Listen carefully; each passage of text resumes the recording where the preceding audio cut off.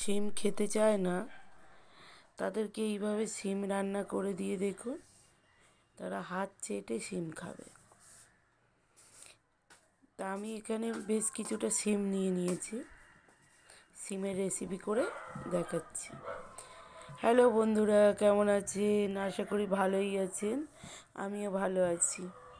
তা আমি আজকে শিম পোস্ত করে দেখাবো। এইভাবে করলে যারা শিম খায় না তারাও শিম চেটে পুটে খাবে। তো এখানে আমি একটা প্রথমে মশলা করে নিচ্ছি। কাজু, পোস্ত, একটু আদা আর একটু চালমগজ পেস্ট করে নিচ্ছি। পেস্ট করে নিতে নিতে মনে হলো কাঁচা লঙ্কাটা তো দেওয়া হয়নি, আর এখনকার কাঁচা লঙ্কাগুলো এমন একটু ঝাল হয় না। তো আমি 3-4টে দিচ্ছিলাম, তারপর আর একটা অ্যাড করে দিয়ে পেস্ট করে রেখে দিলাম। আর শিমের দুদিক দিয়ে মুখ কেটে ওর সুতোগুলো ছাড়িয়ে নিয়েছি। তারপর কড়ার মধ্যে একটু সর্ষের তেল দিয়ে একটা তেজপাতা ছিঁড়ে কালো জিরে ফোড়ন দিয়ে দিলাম। তারপর শিমগুলো ধুয়ে কড়ার মধ্যে দিতেই তো চটপট করে উঠল। যাই হোক, তারপরে একটু স্বাদ মতো নুন দিয়ে শিমটাকে হালকা হালকা করে ভেজে নেব। একদম ভালোভাবে ভাজলে কী হবে, উপরে একটা কালো স্পট পড়ে যায়, তা হালকা হালকা করে ভাজতে হবে। এই যেমন দেখুন, এক পাটটা লাল লাল হয়ে গেছে, আর এক পাটটা একটু হালকা লাল হলেই হবে। তা শিমগুলো ভাজা হচ্ছে, সামান্য একটু হলুদ দিলাম, একদম মানে 1 চিমটে বললেই চলে, হাফ চামচেরও কম দিয়ে নুনটা তো আগেই দিয়েছি, হলুদটা দিয়ে একটু নেড়ে নিলাম। এখানে 2টো টমেটো কেটে দিয়ে দিলাম 4 ফালি করে, একটু টক লাগবে, দিয়ে হালকাভাবে আলতো হাতে নেড়ে নিলাম। তারপরে এখানে হাফ চামচের কম জিরে গুঁড়ো, হাফ চামচের কম ধনে গুঁড়ো দিয়ে আবার হালকাভাবে নাড়তে হবে। এমনভাবে নাড়তে হবে যেন শিমগুলো কেটে না যায় খুন্তি লেগে।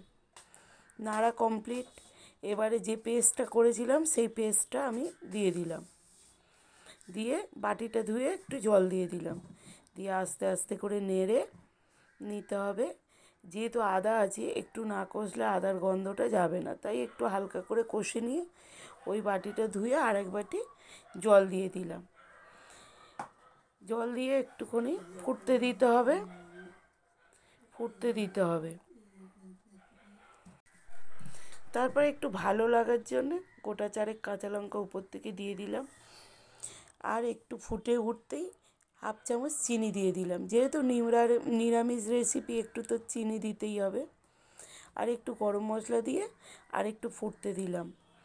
আর এবারে উপর থেকে মেন যেটা হলো, আমি ছড়িয়ে দেব একটু ধনেপাতা কুচি, আর একটু পরেই দিতে হবে একটু সর্ষের তেল ছড়িয়ে। কেন, পোস্তে বলুন আর সর্ষের তেল, এই সর্ষে ভালো কম্বিনেশন হয়। তা ছড়িয়ে দিতেই আমার শিম পোস্ত কিন্তু রেডি। তা বন্ধুরা, যদি ভিডিওটা ভালো লাগে প্লিজ ভিডিওতে লাইক করবেন, কমেন্ট করবেন, অনেক অনেক শেয়ার করবেন, আর চ্যানেলে নতুন হয়ে থাকলে চ্যানেলটা সাবস্ক্রাইব করবেন। দেখুন কত সুন্দর দেখতে হয়েছে, আর খেতেও দুর্ধর্ষ হয়। আপনারা একবার বাড়িতে বানিয়ে দেখুন, যারা শিম খায় না তারাও বারবার চেয়ে চেয়ে খাবে। তা আমাকে জানাবেন কিন্তু বন্ধুরা। আজ আসি বন্ধুরা, টাটা।